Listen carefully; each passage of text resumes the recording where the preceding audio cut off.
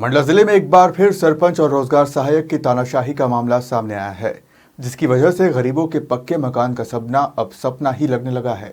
गरीबों को प्रधानमंत्री आवास योजना का लाभ नहीं मिला है, जिसके कारण आज भी वह बारिश के बीच कच्चे मकान और झोपड़ी में रहने को मजबूर हैं।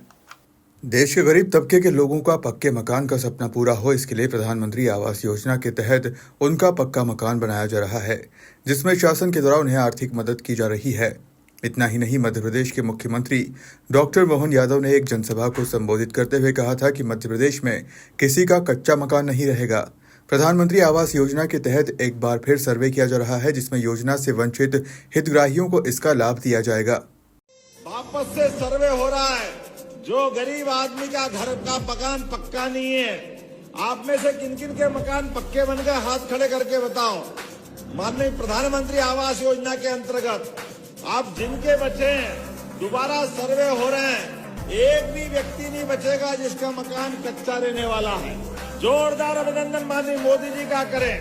मुख्यमंत्री डॉक्टर मोहन यादव की इस घोषणा के बाद भी मंडला जिले की ग्राम पंचायत करंजिया के पोषक ग्राम मांगावेली के ग्रामीणों को इसका लाभ नहीं मिला है।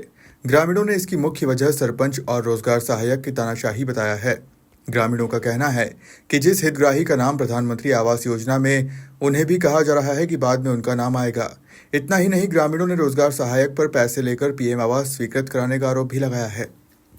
मांगावेली के पंच योगेश झारिया ने सरपंच और सचिव पर गंभीर आरोप लगाते हुए कहा कि गांव में कोई विकास नहीं हो रहा है। बिजली, पानी, सड़क के लिए ग्रामीण परेशान हैं। इसके बाद भी पंचायत के द्वारा कोई ध्यान नहीं दिया जा रहा है। कलीराम झारिया, ग्राम मांगावेली, पंचायत करंजिया। समस्या ये है कि पंचायत जाते हैं तो डॉक्यूमेंट्स के लिए गाली वगैरह देते हैं। ये नरेश तिवारी करके नेतृत्व प्रमाण पत्र के लिए गया था, मैं 181 भी लगाया था, बहुत बार लगाया था।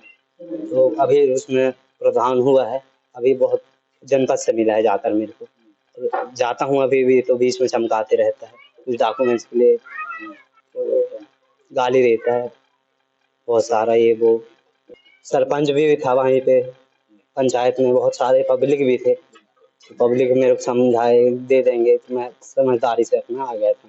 उस समय में ग्राम के यहाँ मेरे ग्राम के थे, गणेश करके थे, गणेश चाचा करके, गणेश झारिया,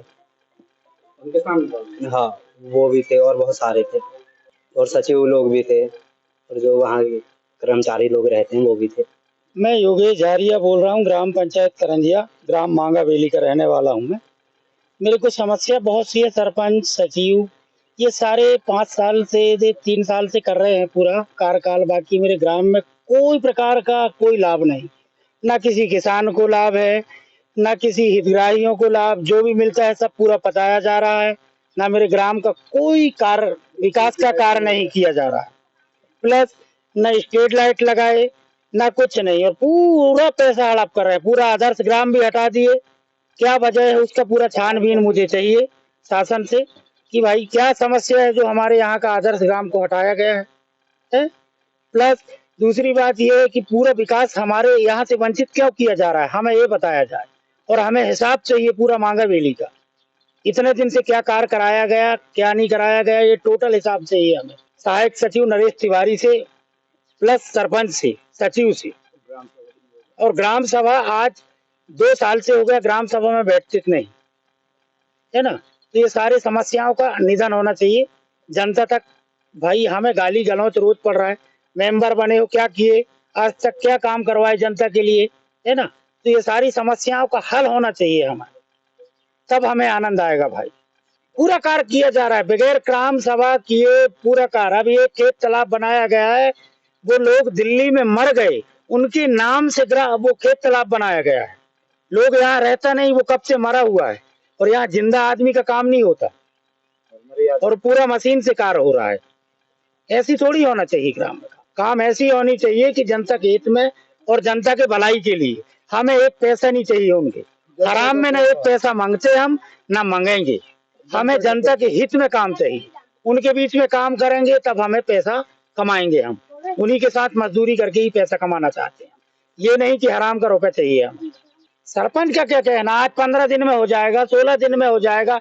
मैं बोला डैम का साफ सफाई करवा दो, अभी जो सरकारी कुआं है उनका पूरा झराई वराई करवा दो, हो जाएगा, बस हो जाएगा। मैं थोड़ी होता है काम, करोगे जब होगा ना भाई, है ना।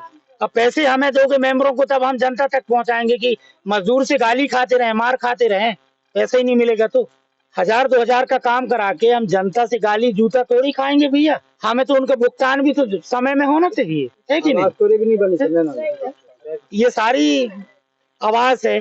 हम एक एक घर में 3-3 4-4 परिवार गुजरान कर रहे हैं, बाकी हमारा कोई नहीं, हमारे पूरे खानदान में नहीं आया है। 5-7 भाई होते हैं, उनके बीच में, उनके साथ 5-7 भाई के बीच में कितने बाल बच्चे होते होंगे बताइए आप। 2-2 3-3 भाई लोग हम ही हो रहे हैं, तो हमारे 5 बाप लोग हैं, उनके बीच में कितने परिवार नहीं पड़े होंगे। एक आवास नहीं दिया गया, जबकि लिस्ट में नाम होने के कारण। तो ऐसा अत्याचार, क्या पता भाई, ऊपर से नाम नहीं आया और बाकी लोगों का नाम नहीं है, इसके बावजूद भी दिया जा रहा है। क्या नाम है? धनीराम मांगावेली करंजिया। हमारा खाते में सिर्फ 2 लाख रुपए आए हैं आवास का, और बाकी नहीं, कुछ नहीं आया। मजदूरी भुगतान ये भी नहीं आया है हमारे खाते में। जी, हो गया मकान तैयार। नरेश तिवारी। मोहनलाल झारिया। समस्या आवास, हमें अभी तक के आवास नहीं मिला है, प्रधानमंत्री आवास। पैसा मांगता है, जाओ तो पैसा मांगता है, तो नहीं आया है तुम्हारा कहता है। नरेश तिवारी सचिव है, रोजगार सचिव है। हाँ, आवास के नाम में पैसा मांगता है, 10,000 रुपये मांगता है। 10,000 जमा करो, फिर आएगा तो हम दे देंगे। अरे जब से आवास निकला है, जब से लटका रहा है। बाकी लोगों का नहीं बना है, यहाँ जो नहीं दिए हैं पैसा उसका नहीं बना है, जो पैसा दे दिया है उसका बना है। फिलहाल देखना होगा कि प्रधानमंत्री आवास योजना सहित मूलभूत सुविधाओं से वंचित ग्रामीणों की मांग कब तक पूरी होती है। मंडला से सलीम खान की रिपोर्ट।